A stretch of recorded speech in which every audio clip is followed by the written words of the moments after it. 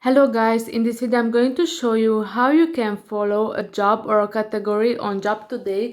But first I wanted to tell you that don't forget to subscribe, because at 10,000 subscribers I'm going to show you my YouTube revenue statistics and my growth strategy, how you can make money online.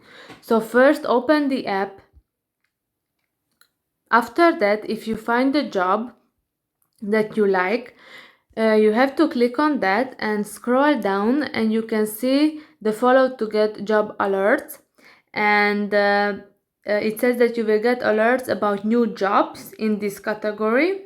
So it's very helpful, and you can go to your profile, and after that you can see the following option, and here you can see that I'm following the education category.